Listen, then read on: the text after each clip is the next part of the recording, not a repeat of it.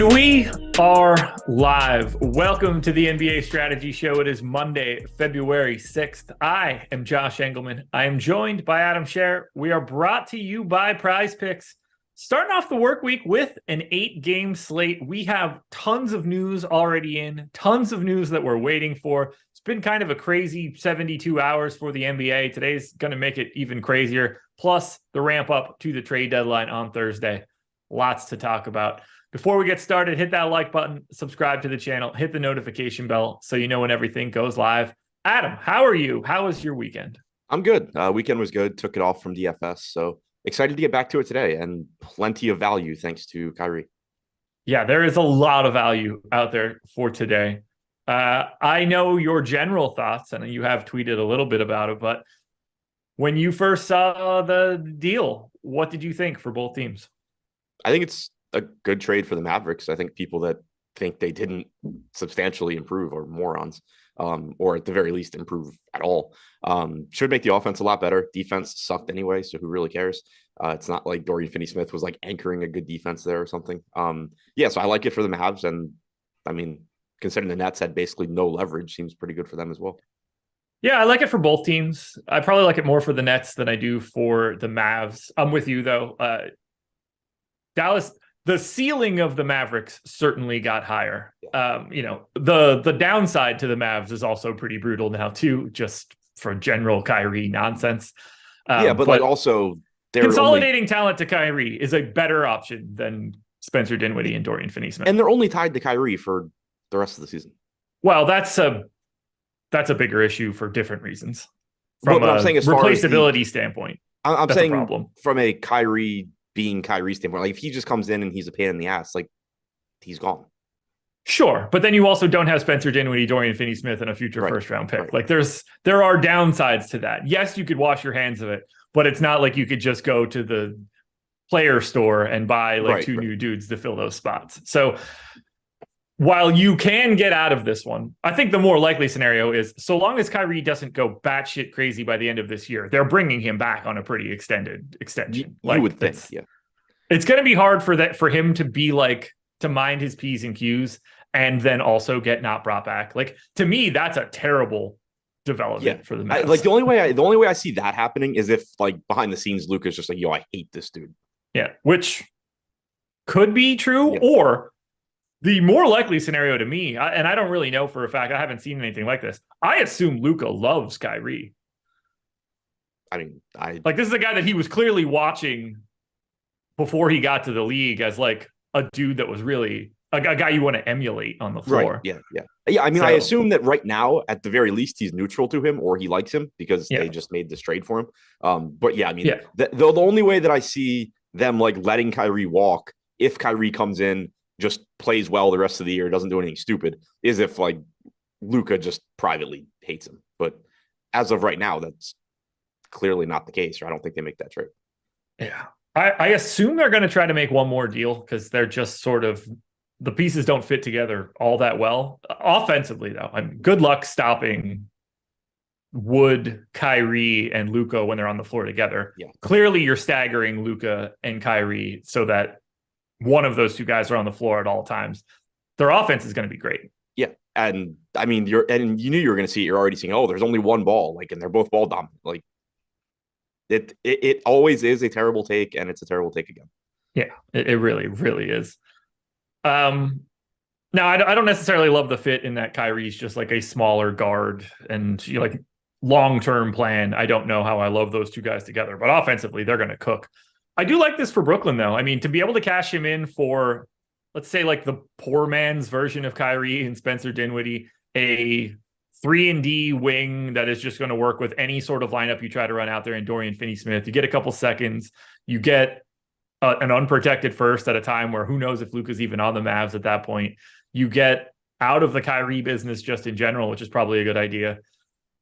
If they could just somehow turn Ben Simmons into something that fit this team better, they're still good. Yeah. Did you see the supposed offer that the Suns made?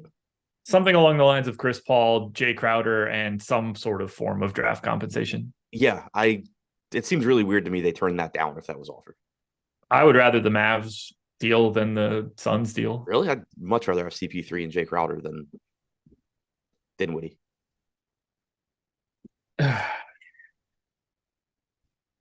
It's so close. It's so close. I mean, Chris Paul's old, man.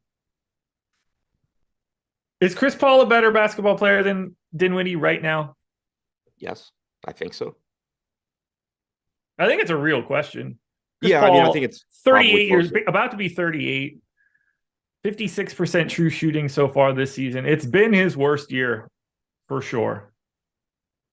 Defensively, I don't love it. I don't know. It's close. It's close. I'd rather have Dorian Finney-Smith than Jay Crowder. Yeah, that's fair.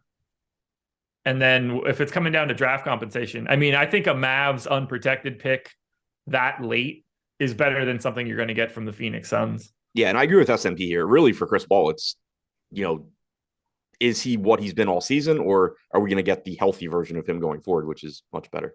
Yeah. If the only goal is to win this year, then I could see a case for it being the CP3 deal. But I'd much rather have Dinwiddie and Dorian Finney-Smith next year than Chris Paul and Jay Crowder again next year. Yeah, that's probably true. It's just an interesting deal altogether. I'm anxious to see what both teams do, but I'm certainly excited to see the best of the Mavs with Luka and Kyrie cooking is going to be fun to watch. Yeah, definitely. Also disappointed he didn't go to the Lakers, just because when he requested the trade, I had gotten Lakers to win the Western Conference at plus 1,600. So would have liked that to happen. Sure. Can you get Lakers to make the playoffs now? Because that's probably not the best odds. It was a rough 48 hours for my futures, because I have Lakers to win the West. I have Memphis to win the title, both at plus 1,600. So we got Kyrie not going to the Lakers, and then we got John Morant threatening to shoot Pacers. Insanity. Well, 8 games on the slate for today. Are you ready to break it down? Yep. Here we go, folks. Boston Celtics, 11-point favorites in Detroit, 230 total. So just in case you want to know how bad the Pistons are and how good the Celtics are, double digits at home is pretty tough for the Pistons. Marcus Smart still out. Luke Cornett is questionable for this one. Everything else is relatively normal.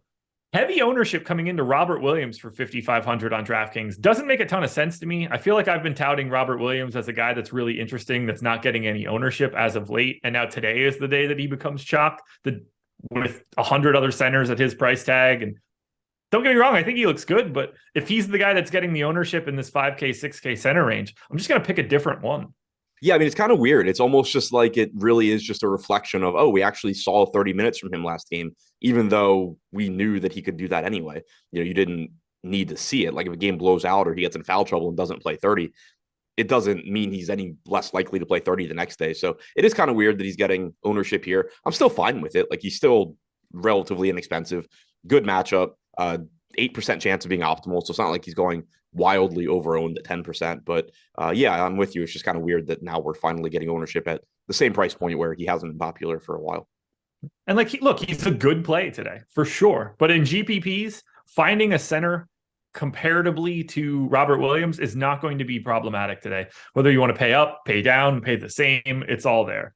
For the rest of Boston, though, I don't love it. I mean, one, they should just handle Detroit. I have a hard time going to the 39 minutes we've been seeing out of Tatum every night on a day like today. 11K is already a pretty healthy price tag. If I'm getting to anyone, it's probably Jaylen Brown. You get 8,700. You get that shooting guard, small forward eligibility. Derek White's minutes have been up. He's pretty firmly in that 30-minute range now. I just don't see much from Boston that really gets me excited. Yeah, I mean, I like the Jaylen Brown piece at only 8,700. Shooting guard, small forward on DraftKings certainly makes it appealing. He's pulling about 10% ownership, which seems fine. I think that one of Derek White or Malcolm Brogdon is likely to do well. Last game, you got 35 minutes from White. You only got about 21 from Brogdon. Obviously, going to a $6,100 Brogdon off the bench is risky. But if you get the game where he plays 28 to 30 minutes, he's going to look good at that price tag. And that's about what he's averaged in games without Marcus Smart this year. But similarly with Derek White, if you get 28 to 29 minutes, you're not really going to be happy you played him at 5,600 because he's not as good a point per minute guy as Brogdon. But if you get him playing 34, 35 minutes like we saw last game, then he is underpriced at 5,600. So it's a spot where I think from a median standpoint, neither guy looks very good, but there's a pretty good chance that one of them just plays enough minutes to look good at their respective salaries. I don't really have anything else to talk about here for Boston. Yeah, nothing really for me either.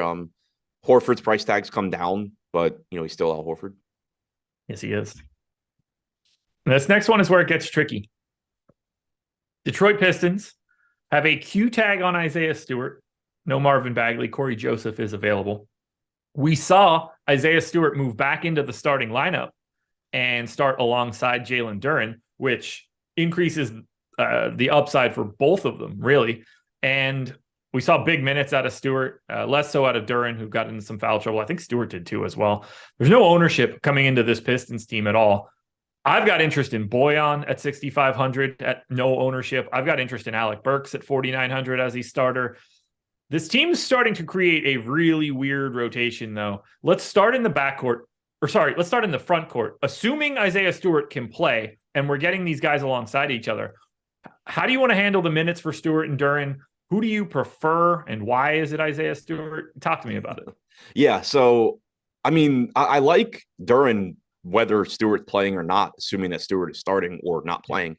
I like Stewart, obviously, if he's playing, but him starting just is such a benefit for both of these guys because you get more minutes for Isaiah Stewart as a starter as opposed to being the backup center, not playing alongside Duren. That goes without saying, but it's a benefit for Duren as well, because if Stewart's just going to play 20 to 24 minutes off the bench and they're all going to be without Jalen Duren on the floor, like we were seeing prior to him moving back to the starting lineup, then there's only so many minutes left for Jalen Duren. But if they're going to start Stewart alongside him and stagger them, then you can get those 30 to 32 minute games from Jalen Duren. We saw that a couple games ago. Last game, Duren got to 28 minutes, but he dealt with some foul trouble in the second quarter, didn't play most of that quarter. So I expect 30 to 32 minutes from Duren. I expect probably around 30 from Stewart. You'd gotten 28 in the first game he started. Last game, you got 36 and a half. But again, he benefited from Duren's foul trouble in the second quarter. He subbed in and played the final 10 minutes of that quarter. So definitely picked up some minutes there. But I would think 30 to 32 from either of them or both of them makes sense. And at their respective salaries, makes them both look very good. We are on the same page then for Stewart and Duren. Obviously, Stewart having that power forward eligibility just helps out dramatically here because Duren is the better per minute guy. But if you can buy the extra eligibility, I think that sort of equalizes the two at that point. Thoughts on these other guys? Because obviously they are not looking good from this is probably a Boston Celtics ass beating perspective, but I like that price for Bojan. I don't mind the price for Alec Burks. I don't mind the price for Jaden Ivey. Like if this one stays competitive and it stays competitive 30, 35% of the time, those three guys I think look a little underrepresented in ownership. Yeah, I like the ceiling for Ivy and Bojan in particular.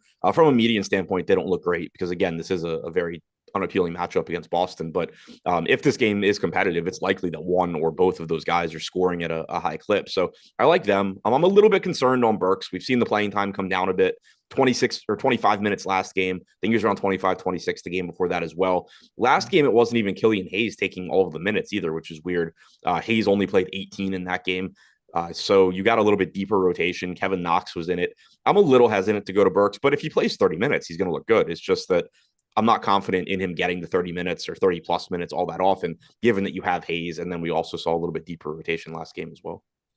Yeah, we saw Burks only get 4 minutes to close the game against the Suns in the most recent one. But at that point in time, they were down by, 15, 16, something around those lines. So I think in a competitive matchup, you're probably getting something in that 28 to 30 range for Burks. I gave him 28, at which point I think that he looks like a pretty interesting play at 4,900. But at 6% ownership, you don't have to go too crazy on Alec Burks to just feel good about getting over if you think Detroit can stay competitive here. Yeah, he only played 26 against Charlotte, too, is my concern.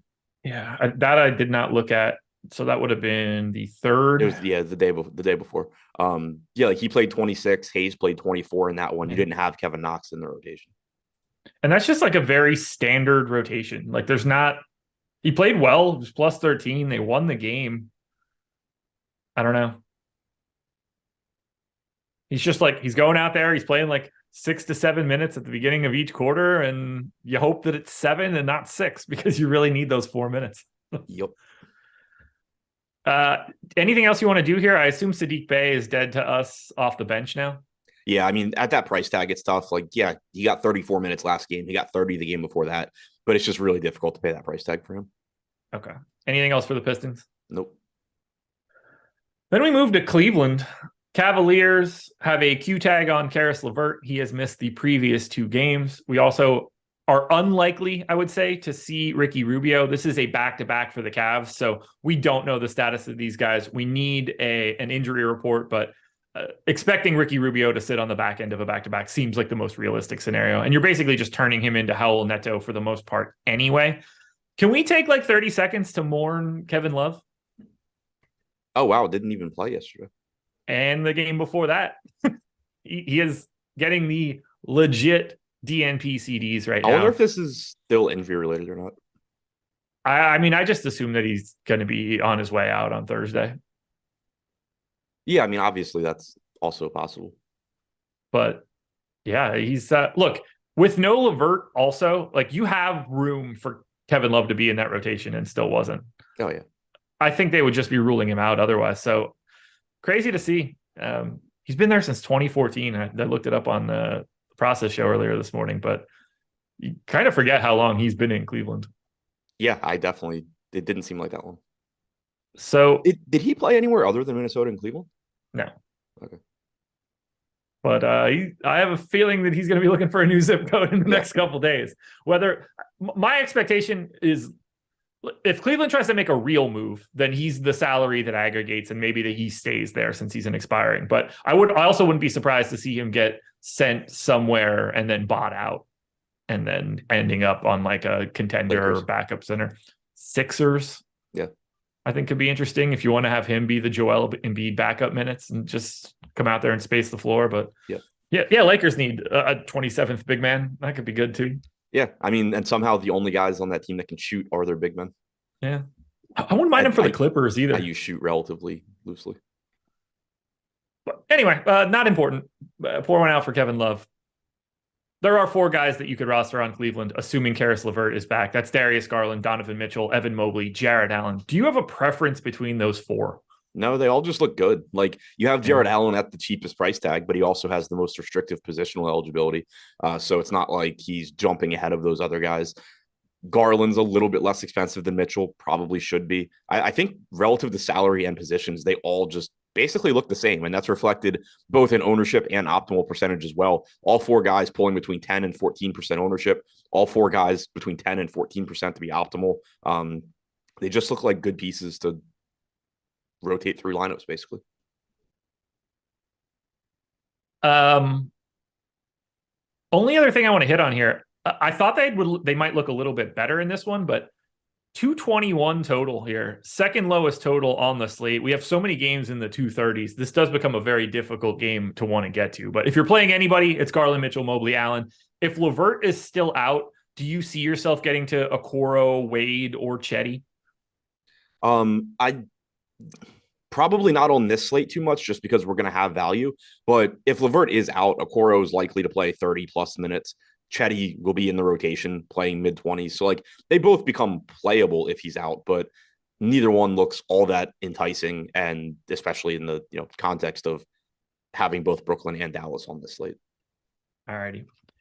We go to your Washington Wizards, who are a bit of a problem today, but also still don't look very good. Bradley Beal is questionable. That one's going to carry a lot of weight because Kyle Kuzma is already out, as is Anthony Gill. Not having Rui is kind of a problem. They don't have a ton of like power forward type bodies for today. We did see Gafford get back into that starting lineup over the past 2 games. He played 30 minutes on Saturday. Feels pretty comfortable going to like 28 for him. Let's assume Beal is in for right now. Who is the best option from the Wizards? Because ownership doesn't really show it to be anybody. I thought it was going to be Beal, and then I still didn't really get as much Beal as I was expecting. Yeah, it's just a weird spot. Like I think it's probably Beal, but if he's still only going to play 30 to 32 minutes, that's problematic. No Kuzma should help. You could probably make the case it's Porzingis as well. 9,600 though, like he's already got a tag on him. Denny's already 5,500, so like he needs those minutes. Right. Like as weird as it sounds, I think it's like Gafford and Kispert. I mean, Kendrick Nunn played 21 minutes last game, but that was with Beal out. Like, if Beal sits, I mean, Kispert's playing 36 minutes. Avdi is probably playing 34. Like, it's probably those two guys. But with Beal in, it's weird how it doesn't look as good as you would think it would. Yeah. Yeah, I mean, well, and it's like Kuzma's a high usage guy, but if you have Beal and Porzingis both in, then like you still have two high usage guys. So it's not like one of them is getting like a massive bump. They're both just looking a little bit better. Right. Yeah, I just wish Corey Kispert wasn't so bad on a per minute basis. I mean, I wish everybody Washington drafted in the first round wasn't so bad. Sure. That's fair too. So do you expect to be getting to much of your Wizards today? If Beal's in, probably not. I'm looking right now just to see how they look without Kuzma on the floor, but I don't expect it to be anything that, is too crazy. I will say if Beal's in, I think this 13.5% optimal percentage to Kendrick Nunn goes away. I would expect that he's just playing around like 20 minutes again. Yeah. I don't think it should be there already for today, given the amount of value that we have. 1.35 DraftKings points per minute for Porzingis, 1.22 for Beal without Kuzma on the floor. If you take Kuzma and Beal both off, Porzingis probably like that. That's where this team starts to look interesting. If Beal is gone. Yeah. 1.4 and even interesting points is like relative. Yeah. 1.4 DraftKings points per minute for Porzingis without either of them on the floor. But then you would also be getting, more playing time probably for Nunn, for maybe Jordan Goodwin, probably more minutes for Avdia. Yeah, we got to assume that Avdia and Kispert are playing like 34 minutes tonight. If Beal's out, I think it's more. Yeah. I mean, I just sort of meant like at a minimum. Sure. I don't have more to talk about. If Beal's out, you might get Avdia in the starting lineup just playing 40 plus minutes like we saw earlier in the year. I mean, who do you think starts today? Same lineup as yesterday, but last game, but Beal in place of Kuzma. Okay. Works for me. So Morris, Beal, Kispert, Porzingis, Gafford. Okay. But if Beal's out, I would think it's probably Avdia. You would think. Otherwise, we're just running out of bodies. Anyway, hit that like button if you're here, folks. 420 plus people, 62 likes. No reason we can't get that up towards 100. We got a pretty big schedule for today. Coming up at 2 p.m., you'll get the NHL strategy show. At 3:30 p.m. Eastern time, you'll get the No House Advantage NBA show. So Rare NBA at 4. Adam's back for the deeper dive at 5. And then you get Live Before Lock from 6 until 7:30. You'll also get Adam's NBA Bet Pro videos later today. My Contenders videos are already out. And coming up after this strategy show for the first time ever, you'll get my PrizePicks video. So PrizePicks is the sponsor of this show. You're also going to get a PrizePicks video from me Monday through Friday. Keep your eyes peeled for that. Normally, it'll be out a little bit earlier. Had a couple things to detail out on the back end, but that should be out within an hour of this show ending. Keep your eyes peeled, guys. Lots of PrizePicks content in the near future. I'm excited to talk about this one for multiple reasons. The Los Angeles Clippers, 6.5-point favorites in Brooklyn, 219 total. Only John Wall is out for the Clippers, but it doesn't seem like the Clippers give a shit about that because they cut their rotation, and they cut their rotation in a very aggressive manner. They played 8 guys on Saturday, including as an overtime game. They played essentially 8 guys on Thursday as well. We did see Robert Covington sniff a single rotation. Luke Kennard, for some strange reason, was a DNP CD in both of these games, as was half of the team. Is this like permanent? Do you think this is about to be an 8-man or 8.5-man rotation moving forward? I could see 8.5 to 9. I don't think they go with a consistent 8. Like, I think Luke Kennard just randomly sees minutes at times. It's weird if he doesn't. But I do generally like the rotations that we saw the last couple of games. Yeah, I think they're done screwing around, and they're certainly going to be making a move on Thursday. They have Steve Ballmer's wallet and multiple guys that can just get shipped out for something else. They're starting to get a couple more picks back since they have most of it was all sent to Oklahoma City, but they're set to make some sort of move. I'm anxious to see what it ends up being, but it's weird. These guys consolidated their rotation, and somehow I still don't find them to be all that interesting. Like, Paul George looks good at 8,900, and I'll happily take Kawhi Leonard anytime that I can get there. But I think these guys still just look like unimpressive. Yeah, I was going to say the same thing. It's still just kind of weird where, Paul George certainly looks good. He's playing big minutes. Kawhi is playing huge minutes as well. The problem right now, though, is that you basically can just spend $800 less and get Paul George, who is basically the same thing. But the other piece, Zubac's at 5,200 coming off of a game where he played like 38 minutes in regulation. It's nice knowing that's there. On average, he's going to give you like 30 to 32. But with George and Kawhi, he's around a 0.85 fantasy point per minute guy. Still a nice ceiling for him, though. So at very little ownership, I think he makes sense. But yeah, it's still difficult to prioritize anything from this team, even given the tighter rotations we've seen. Yeah, it's like I barely got to any of it here. Paul George would be the guy that I'm most interested in. Now, there are ways where this breaks differently and you get bigger minutes for some of these guys, but I think the range on, like, you got 17 from Batum on Thursday and then 27 on Saturday. You got 25 from Reggie Jackson on Thursday. 22, 14, really. Sure. 14 for Reggie Jackson on Saturday. Like, if Reggie Jackson can play 24 minutes at 3,800, he becomes a very interesting value option. I don't know how you can give him those minutes. That said, like, you get all these increased minutes for, like, what did we get out of Norm Powell? 30, Marcus Morris, 31. Like, I didn't know Marcus Morris was coming back and playing 30 minutes after missing 4.5 straight games. Right, yeah. He played like 34 his first game back. Yeah, it's something like that. I mean, like, those minutes are there for Zubats if you want them. I think you probably see Covington get like a rotation in most of these games to just sort of soften that. Terrence Mann, I thought in this scenario would have played like 36 because of the way they played him before, and now they cut the rotation and somehow he still didn't get to 30, even in an OT game. It's just a weird team right now. Yeah, there's plenty of pieces, like you're saying, like there's volatility in the minutes where if they do keep basically an 8-man rotation and playing time just switches up a little bit, like Terrence Mann can play more and Zubats can play less and Jackson can play more. Like there's definitely volatility there. It's just from a like median standpoint, nothing looks that great, but there is still plenty of volatility in the minutes.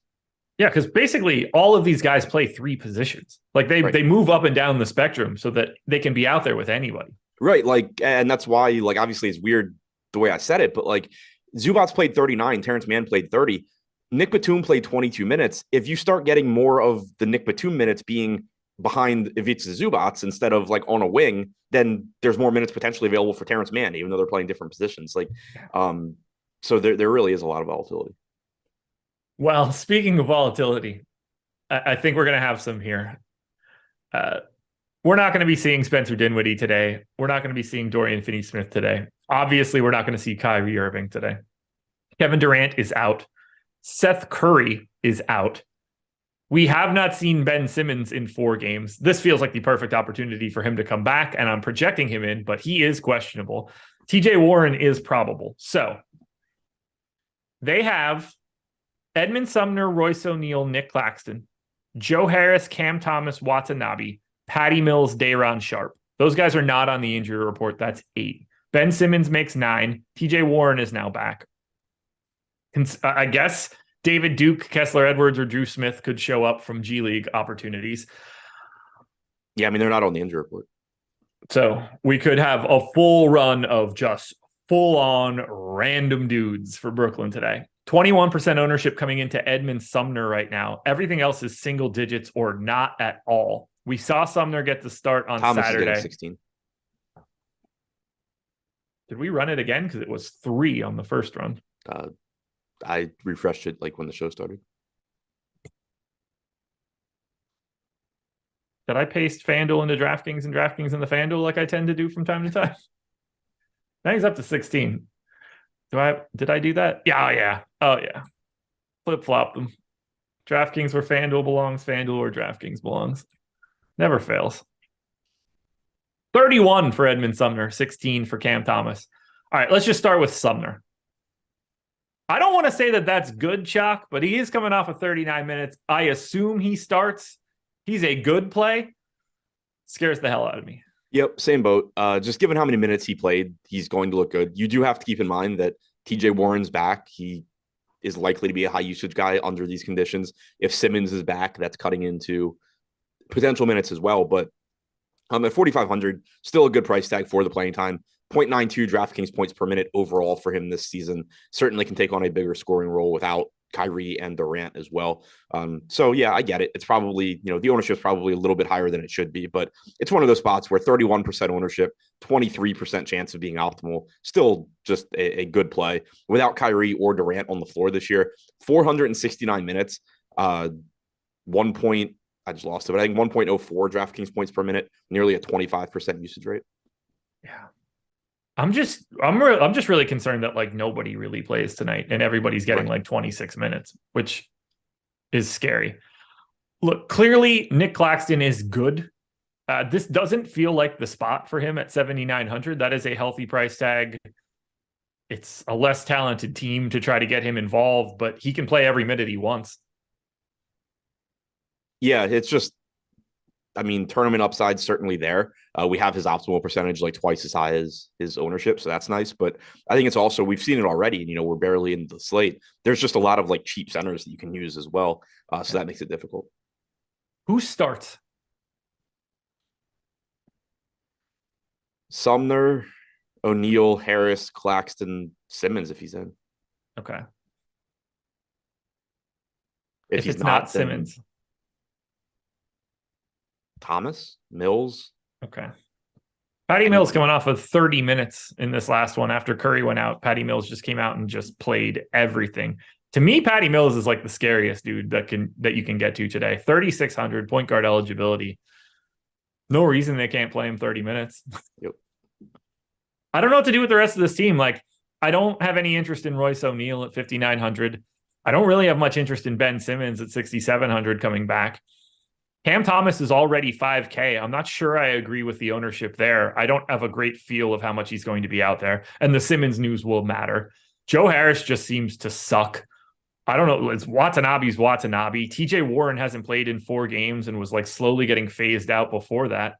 What do we do with Brooklyn? You would think this would be a place that is just dying to get people rostered for value, and it's just not here. Yeah, a lot's going to depend on the Warren and Simmons status. Like if you get down to I guess you're still not going to get down to 8 because they would have Duke and Edwards and those guys. But like, you can feel better about playing time if those guys are out. But I'm with you. Like if Simmons is in and Warren, assuming Warren plays, Cam Thomas at 5K, like yeah, he's got a nice ceiling. He's a fantasy point per minute guy without Irving and Durant. But we just saw last game. He played 29 minutes, but a lot of that was just random second half. He played a weird rotation in the second half where he got really hot, had a massive game. But like in the first half, he played 11 minutes. If you get 22 minutes from Cam Thomas at 5K, like I want no parts of that. But it is nice to know that he is one of the only guys on this team right now capable of scoring.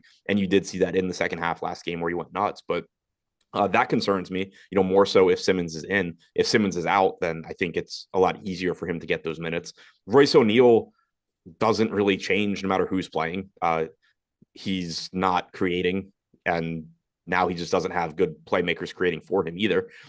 Same for Joe Harris. TJ Warren has only played 72 minutes without Irving or Durant, but he's been awful. 0.6 DraftKings points per minute on 43% true shooting. Yeah, it's Patty Mills is certainly interesting at 3,600, especially if he's not going to get any ownership. If he starts, you can feel pretty good about his playing time. Coming off the bench, it's really risky, but like I think that if you get Simmons in and Mills and Thomas are both coming off the bench, I think they have pretty similar playing time expectations. Patty Mills, Seth Curry got hurt. Patty Mills checked in, and for all intents and purposes, didn't check out again. He played 10 and a half minutes basically in the rest of the third quarter and essentially played the entire fourth quarter. It looks like he left for about 5 seconds at one point. So he was just out there. I don't know what that means for today, but I do find that fascinating. Yeah. The fact that he checked in first, him and Daron Sharp were the first 2 guys off the bench in the first half. And then it was Mills just playing the entire second half after Curry got hurt. Like that's kind of the thing where if Simmons is out or if Simmons is in, and both these guys are coming off the bench, I'm not confident that Cam Thomas is playing more minutes than Patty Mills, and he's getting way more ownership at a higher price tag. I agree. And like Patty Mills isn't a bad point per minute guy either. He's not as good as Thomas, but 21% usage rate, 0.9 DraftKings points per minute in 159 minutes without Irving or Durant on the floor. He has played the 3rd most minutes on the team without those guys out there. Yeah, I don't think like I think the ownership between the two should be pretty much similar. Yeah. I mean, we have Cam Thomas in for like 30 minutes right now, don't we? Uh, I don't. I think we do. Or at least I think we did. Let me see. Are you going to beat me to that? Yeah, 30.8. Yeah. I like that. That feels aggressive. That comes down. Okay. I don't have anything else here for Brooklyn. Me neither. We need a lot more. We need some news for this team. Hopefully, we can get that starting lineup for sure. For what Simmons news is everything. For what it's worth, Claxton has played 114 minutes without Durant or Irving. He's still at 1.33 DraftKings points per minute, 1.47 FanDuel. Oh, yeah. Yeah, he's going to look good. It's just, it's really hard to justify like an 8K center right now. Yeah. Especially when you get games like this. The San Antonio Spurs are 11-point dogs at home against Chicago, 237 total. For San Antonio, there's really not much that we can say here. No Romeo Langford, no Jeremy Sohan, no Devin Vassell. Q tag on Trey Jones, Q tag on Keldon Johnson.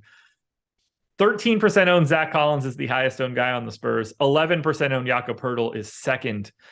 I don't really know how much we can say here. I like Jakob Poeltl more than I like anything else for San Antonio. If Keldon Johnson is in, I'm happy to pay the 7,100 for a small forward there. I have a hard time justifying anything from San Antonio, especially with these two Q tags. Yeah, 5,900 on Poeltl, still going to look good. If you want to go to the backup center route with Collins, sure. I don't really think it's that necessary. I'm surprised he's getting as much ownership as he is.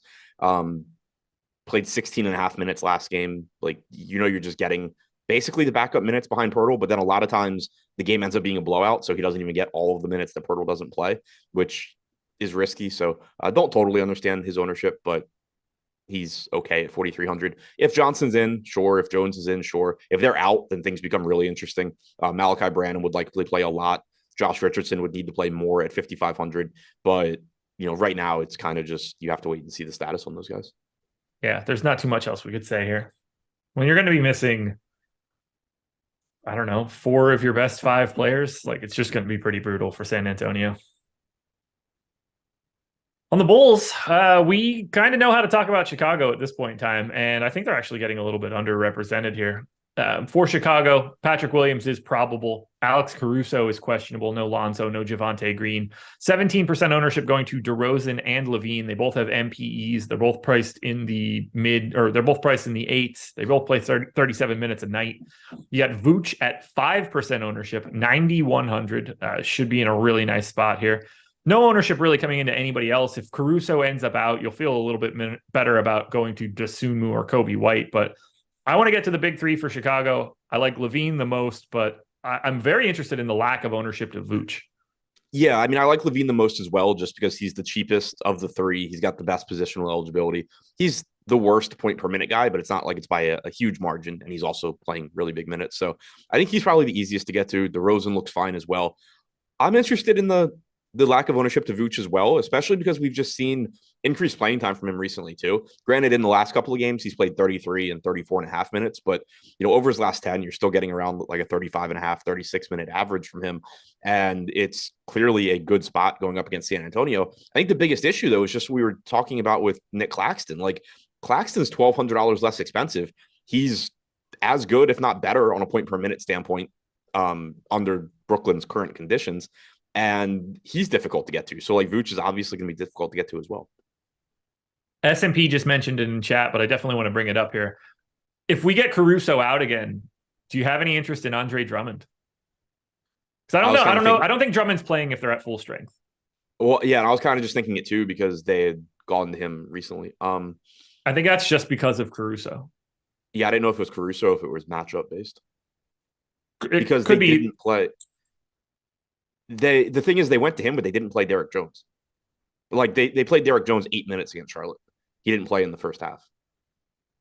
Last game they played him, he played 17 minutes. Yeah, but Goran Dragic only played 11 and a half. If Caruso is back, it becomes difficult because then they just have options too, and you're swinging. You want Caruso to be out to want to fire that up because he could just as easily not play. But 3,100. Yeah, I don't hate it. Okay. And I mean, the Spurs do run two centers. And the Spurs are dog shit, so it's very possible that Nikola Vucevic plays 26 minutes and Right. someone else has to play center. Like, if you're going to try to take a run on a backup center, up against the Spurs feels like a time where you might have a large victory and some extra blowout run.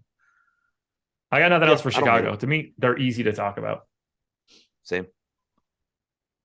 What is also easy to talk about, that would be PrizePicks, sponsor of this video. If you click the link in the description, you can get up to $100 of a first match deposit bonus. It's easy, guys. If you don't want free money, you probably shouldn't watch this show either, but what a great deal. Put in 100, get another 100. You're picking player props, you're taking over-unders, put together 5 on one card. You'll net up to 10x your entry fee. You can do this across sports, NBA, NFL, NHL, college basketball, whatever you want to do here. Oh, by the way, you also get a free month of Stokastic Plus Platinum. But we have a PrizePicks player prop tool on the back end, so you can get a lot of help with your PrizePicks selections. I'm going to hit Adam up with a couple points props for today because that's what we have up right now. Let's start it off. Let's go to Boston. Jason Tatum. Fantasy or actual? This is going to be real points. Okay. No fantasy props up just yet. Jason Tatum, over under 29.5. Over. I got it at 30.5. And that is one that scares me at least a little bit, but I would take the over there. Let's go to Cleveland now.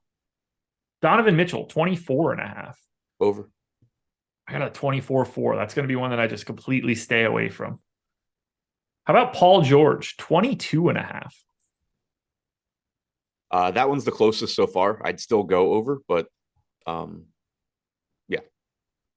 I got 23.8, so I think I'm going to take the over on Paul George. We have 22.9, but also only in 35 minutes. I think he plays more minutes than that. We're going to talk about this guy in the next game, but I'm not going to touch on it yet. I think it's going to be way, way, way over, and I will be talking about that when we get to it. But let's close it out with Zach LaVine since we mentioned him, 25.5.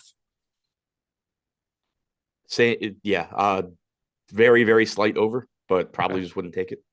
Okay, I got a 27, so I would take the over here for LaVine. But thank you to PrizePicks, and keep your eyes peeled for my PrizePicks video. Again, Monday through Friday, going to be coming out shortly. The Sacramento Kings are 5.5-point favorites in Houston, 234 total. I don't really think that we could talk about Sacramento right now. We do not know the status of De'Aaron Fox. They are on a back-to-back. Fox has missed the previous 2 games. I haven't seen anything to say whether or not he's playing. That is very important information. But 10% ownership coming to Sabonis, Barnes, Herter, Monk. I'm happy to just get a scatter shot of anybody that plays real minutes for Sacramento because they're playing Houston, but the Fox news does loom large. Yeah, I'm going to like plays from the Kings. It's just a matter of who. Sabonis is going to look good one way or the other. Good matchup. Keep in mind, his production doesn't really change without Fox on the floor. And, I think part of that is probably, we had talked about previously on shows that he has had some difficult full game matchups where Fox has been out.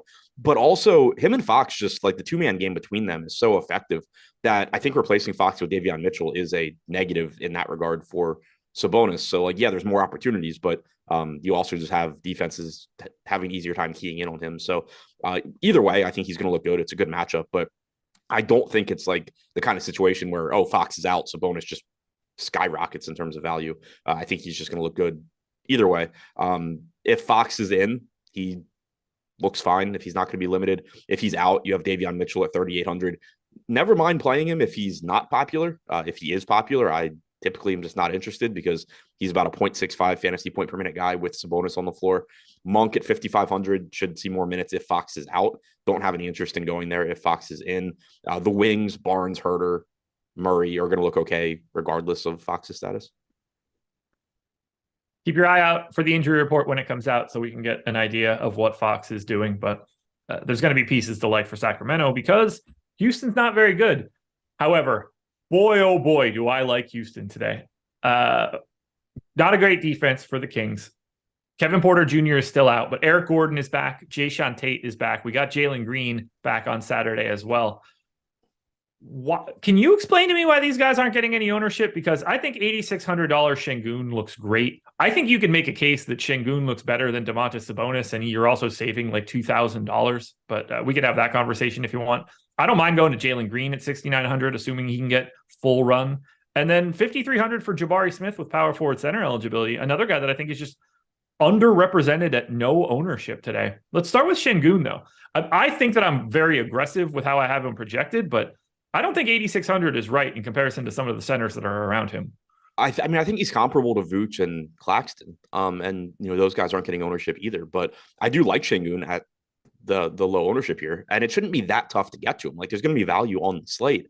It's just a matter of you can pay down at center and then pay up elsewhere. But yeah, I think he's at least going a little bit under-owned here. Obviously, didn't play many minutes last game dealing with fouls. He picked up 3 fouls in the second quarter after picking up 1 in the first. So you can't read into that too much. And then the game ended up being a blowout anyway. They gave up 153 points to Oklahoma City. So you didn't get any fourth quarter minutes either. But that typically when he avoids foul trouble and the game's competitive, you're getting mid-30s from him. He's about a 1.4 fantasy point per minute guy. You still don't have Kevin Porter. So I think Şengün looks good. It's just I don't think he looks all that different from other low-owned centers in that price range either. Jalen Green pulling 8% ownership at 6,900 seems pretty appealing. We know that his average production doesn't change all that much without Kevin Porter because he's an inefficient shooter, but the ceiling certainly gets higher when you have a 33 or 34% usage rate for Jalen Green against the Kings at 6,900. I certainly like getting there. Jabari Smith, Eric Gordon both look fine. So yeah, I don't know. I understand why this team's not getting a lot of ownership, but I also think that there's just massive upside in a couple of these guys. Yeah, Şengün, Green, and Jabari Smith are going to be guys that I'm very heavily over the field on. I can't get away from it. I'm anxious to see what Jalen Green can do today. 1.03 DraftKings points per minute without Porter for Jalen Green. 31.5% usage rate, 17.5% assist percentage. 1.3 for Şengün, 24.5% usage rate, just shy of a 24% assist percentage. Sacramento Kings are 25th in the league at field goal percentage at the rim, 27th from the short mid-range. I think that plays in very well for Alperen Şengün. And I think for Jalen Green attacking the basket, you don't meet a lot of resistance when you get to Domantas Sabonis. So I think both of those guys just see a lot of synergy here in this matchup. And now we talk about the Dallas Mavericks. 9-point dogs in Utah, 221 total. Obviously, they're going to be without Spencer Dinwiddie and Dorian Finney-Smith. They're not going to have Kyrie Irving for today. They also do not have Luka Doncic for today, or Davis Bertans, or Markieff Morris, or Maxi Kleber. And there's a Q tag on Christian Wood. Let's start with Christian Wood for right now. He's 8,400, power forward center. He has a broken-ish left thumb. So physically, if he's coming back, he should be able to run as much as he would like. I assume if we get Christian Wood, we're getting starter full minutes Christian Wood. 8,400 works for me. I have 15% ownership. Seems about right. Yeah, only 81 minutes this year without Luka or Dinwiddie on the floor, but 1.3 DraftKings points per minute, 22% usage, 20% rebounding percentage, 18.5% assist percentage. Just kind of does it all as you would expect. So yeah, as long as we get him starting, then I'm comfortable going there. Anthony Gill has been upgraded to questionable for today. That's a oddly big piece for the Wizards because that's just a guy that can actually play the 4 for them today in limited run. So that kind of messes up some of the potential value that could be there. All right. Who is the best play from the Dallas Mavericks today? And do not tell me that it's the guy pulling 45% ownership. It's Jaden Hardy. Is it? Yeah. Assuming he starts. Yeah, that's my question. I don't know if he starts. I don't know what they're going to do. But we're not going to have this starting lineup by 9 o'clock, I would imagine. Yeah. I mean, my assumption is that. Go ahead. My assumption is that Hardy starts. I don't know if I agree. Look, Tim Hardaway Jr. starting for sure. If Christian Wood being in or out is going to matter here. But I think we're getting Wood, Powell, Hardaway Jr., and Josh Green no matter what. Yeah, and then Jaden Hardy. I think it's going to be Ntilikina. I do not. I think it's going to There's be. no reason for it to be Ntilikina. I mean, there's not really much reason for it to be any of these idiots. Well, I think they're going to try to keep Jaden Hardy and Christian Wood and Tim Hardaway staggered today. I don't think you want all three of them out on the floor at the same time. I think you want Jaden Hardy with a second unit today. I mean, you can do that even if he starts. Right. But like, I don't think they're going to go to some crazy stagger system for the one game that they're going to play without all of these guys. Yeah. I think it's easier to go to a no usage Ntilikina. You let Christian Wood and Tim Hardaway run it. And then your usage guy off the bench is Jaden Hardy. Yeah, that's possible. And either way, I would like him at 3,400.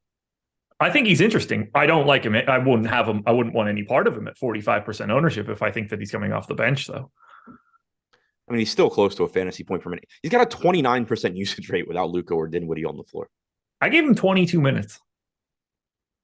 God, that just seems so difficult. Like, why wouldn't the Mavs want to just use this as a game they can get Jaden Hardy NBA minutes? Because their coach is Jason Kidd. Who's already talked about, who has already talked about wanting to find reasons to get Jaden Hardy minutes. And Jaden Hardy's been ahead of Ntilikina in the rotation. I just don't think he fits a starting lineup with what they're going to run out there. Now, if Wood isn't starting, then I think we're getting Jaden Hardy because then there's more usage available.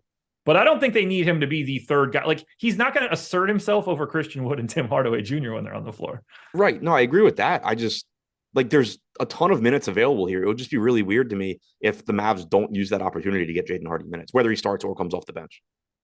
Look, if he's coming off the bench, I'm very curious to see what his ownership is, because that to me becomes a very scary proposition. It gets dicey. It gets real dicey. So let's talk about the rest of these guys. Tim Hardaway for 10% ownership looks really good to me, even at 6,400. By the way, he's 5,200 on FanDuel. You can kind of just put him wherever you want on the FanDuel side. That's about as close to a lock button play as you're going to get. If Ntilikina is starting at 3K and Hardy's coming off the bench at 3,400, and let's just say ownership doesn't change, would you rather have 45% Hardy or 20% Ntilikina?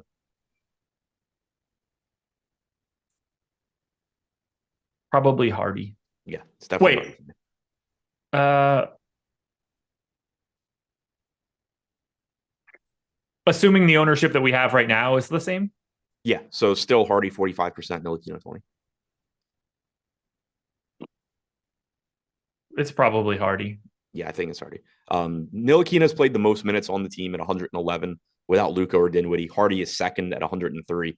0.48 DraftKings points per minute for Ntilikina. Granted, that is on 25% true shooting. I didn't know that number could actually get that low over like 100 minutes, but Hardy 0.91 on 52% true shooting, like 11.5% usage, 19.5% assist percentage for Ntilikina, 29% usage, 5.7% assist percentage for Hardy. Yeah. Like, I agree if Hardy's coming off the bench, 45% is probably a little too high. I still think it's less too high than 20% going to Ntilikina basically ever. Yeah, the problem is they've got a lot of like type dudes. Like McKinley Wright's going to get some time today. Pinson. They're going to give Theo Pinson's going to play. They love that dude. I don't know how many minutes they're going to give Theo Pinson, but like he's going to play today. In theory, they can dust off JaVale McGee. Whether or not they're trying to do that, I have no idea. But like, if you're ever going to play him, maybe you play him so that you can show that he's not dead, and then trade him if you can. But who the hell knows? I mean, AJ Lawson got second half minutes along with McKinley Wright last game. Ntilikina did not. It's another reason why like the Hardy stuff makes me nervous if I assume that he's not starting. Now, if he's starting, all bets are off. You're giving him like 28 minutes and he's going to project like the best guy on the floor. It's not even going to be close. But they've just got so many different random losers that like it gets really, really nerve-wracking. I'm happy to get to Tim Hardaway. I'm happy to get to Josh Green at 4,700. I'm happy to get to Christian Wood. I think Dwight Powell is certainly worth a run today, assuming, you know, we're still projecting him to get like 28 minutes and he could play anywhere from 24 to 34. What do you do with the rest of Dallas? So I'm with you. I think Hardaway looks fine. You know, you don't have much of a sample without either of Doncic or Dinwiddie on the floor, but 28% usage for Tim Hardaway. You know, like you said, very cheap on FanDuel. DraftKings, he looks fine. Josh Green at 4,700. I think on a lot of slates, he'd be a little bit more useful. Here, you're just going to have enough other value that I don't think you get to him all that much. But, should get enough minutes to look pretty good. Fascinating game. Hopefully we get some news during the day, but I don't think that we're going to have the starting lineup until 8:30. Well, JP already has it, and he said it's McKinley Wright. Oh, yeah? Didn't know his first name, but very confident it's McKinley Wright. That's a take. I mean, like, it could be McKinley Wright over Frank Ntilikina. That's the same principle of me saying Frank Ntilikina. But I think McKinley Wright is the same thing. I think McKinley Wright is going to be behind Ntilikina in this spot. I would be really surprised if it's McKinley Wright. He would be of all the guys that it could be. He'd be my third guess after Ntilikina and Hardy. Yeah, but I think that those two guys are. Those two guys are so much ahead of McKinley Wright, though. Crazy spot. When we go to Utah, just keep your eye on it. We need news. Deeper Dive Live Before Lock should be able to help you out here. For Utah, everybody that's normally available is available, except there's a Q tag on Jared Vanderbilt. Don't know how much that matters anymore. 15% ownership coming to Kelly Olynyk at 4,100 on DraftKings. To me, not enough ownership. Power forward, center eligibility, basically played 30 minutes on Friday. If we're getting 27 minutes out of Kelly Olynyk today, I like him a lot more than the 14% ownership we're seeing. Single digits across the board for Utah, but we got to remember, they're also playing a Dallas team that isn't a real NBA team. Yeah, I don't understand the Kelly Olynyk ownership at all. He was like 4K the other day, and coming off the game, he played 20 minutes. And I basically said, like, at 20 to 22 minutes, he was decent. And if you knew he was going to get 24, you would just play him. Now you see him play 30 minutes. The price tag increases $100. He should be more popular than this, I think. Like, I think he's a better value than possibly every player we just talked about on Dallas. I agree. Like, if Jaden Hardy starts, I think Jaden Hardy's a better value than Olynyk. But if Hardy's coming off the bench, I think Kelly Olynyk's a better value than every single player on Dallas on DraftKings. Tim Hardaway on FanDuel is just a separate thing. But yeah, I don't get it. Like, that's a really, really, really good price tag.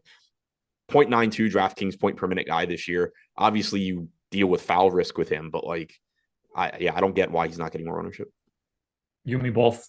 I got 29% of him. I gave him 27 minutes. I tried to be like mildly pessimistic, but he's live to play a minute or two more than that as well. So, and that said, like, I'm happy to get to Markkanen, I guess, although price is up to 9K, Clarkson, shares of Kessler, Conley. Like, I just kind of want to have pieces of Utah because it's just a great environment. Do you know how much faster they play without Luka? I do not, but I have to assume it's significant. Yeah. And I would think probably more so when there's no Dinwiddie either. Yeah. Let me see if I can find that quickly. Where's Luka Doncic? All right. Luka Doncic on. I know the pace is somewhere. I mean, it's still not going to be super useful because of Dinwiddie, but. Okay.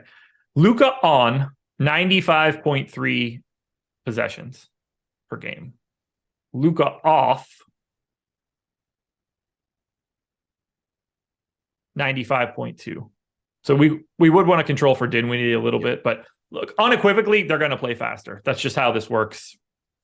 Luka's not playing fast for sure. They're just going to play faster by default. Yeah, definitely can't play slower. No.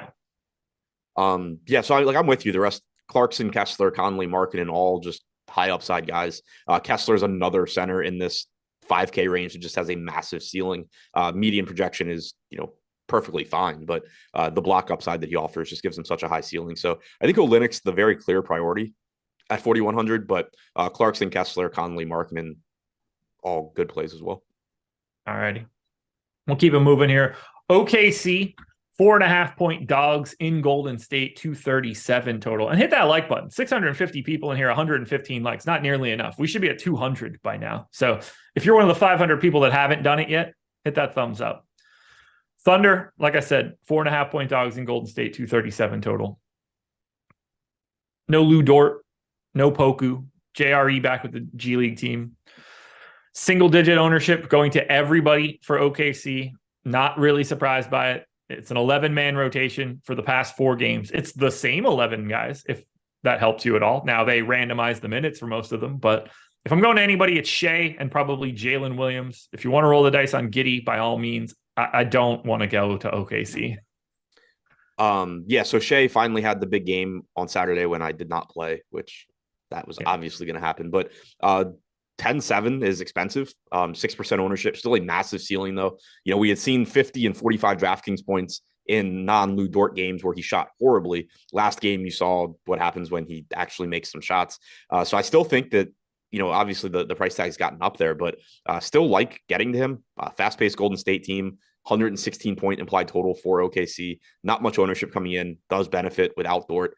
Giddey at 7,800 looks fine. The rest of the team, I'm good. Yep. And then we go to Golden State.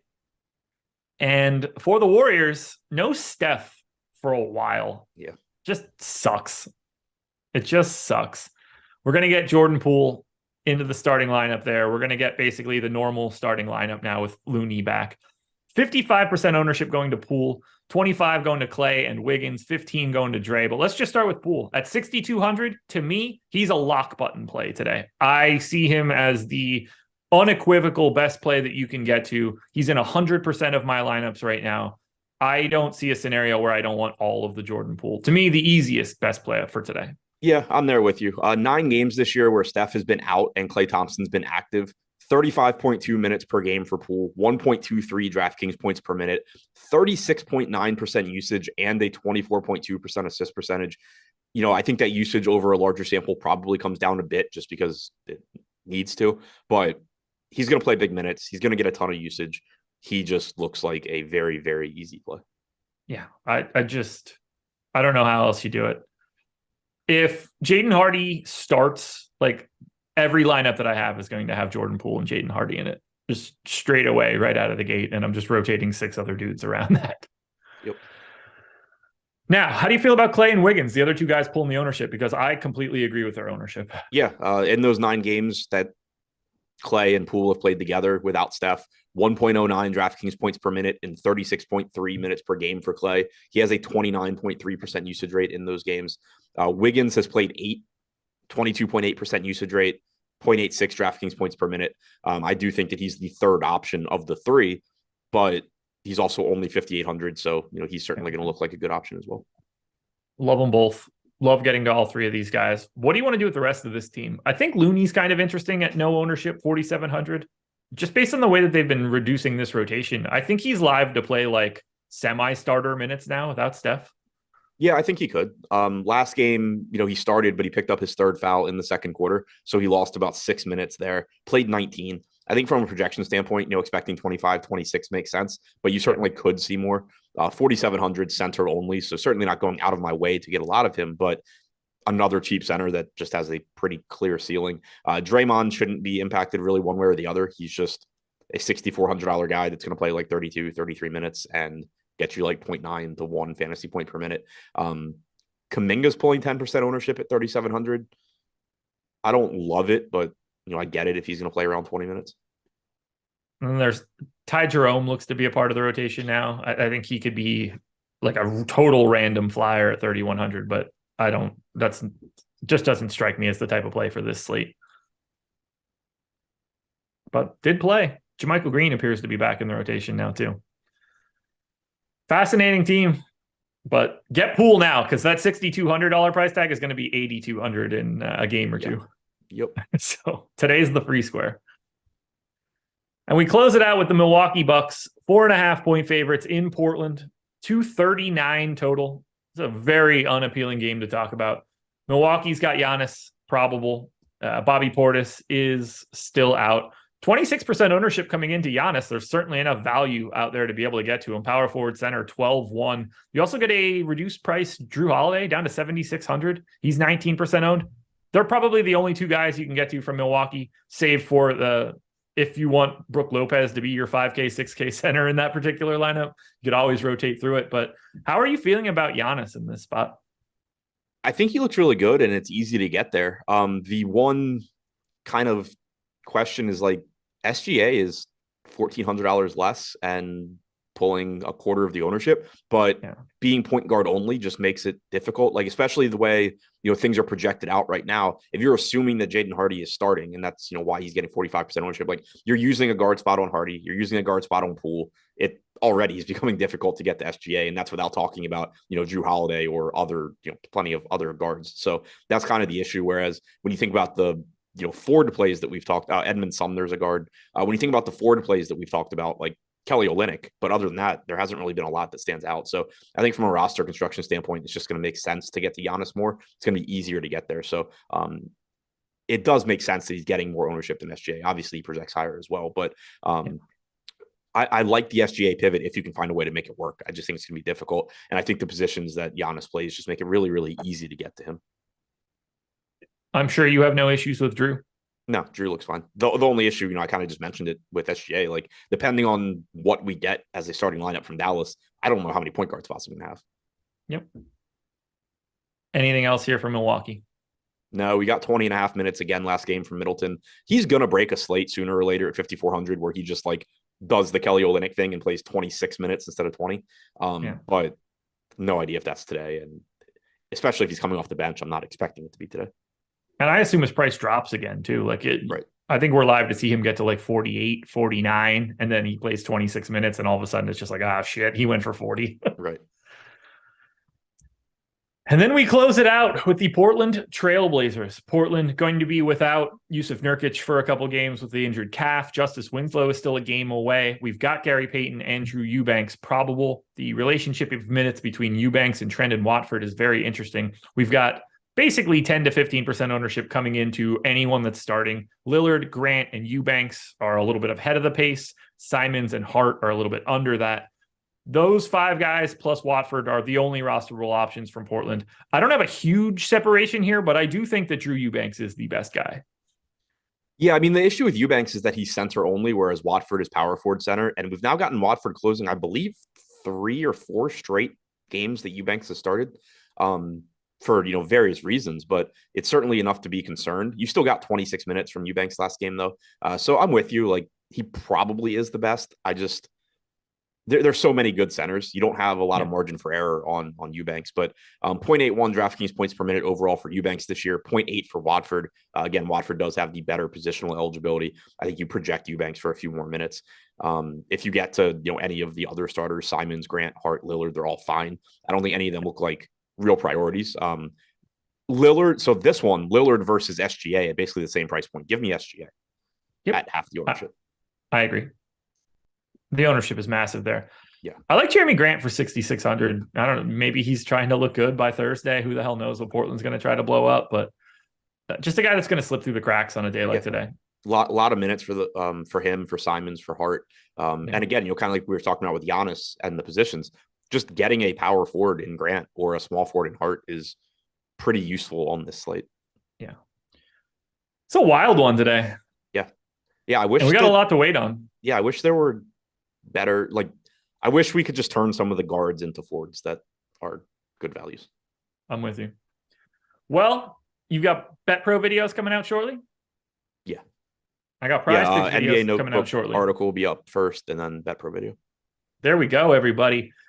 Thank you for joining us for this one. Thank you to PrizePicks for being the sponsor. Make sure you're hitting that like button on the way out the door. Plenty of content coming out for the rest of the day. Adam will be back for that deeper dive. You don't want to miss it. This is going to be a fun slate, folks. It's probably going to make a lot of people angry in the middle of the night. So enjoy it. Good luck. We're out of here. Peace.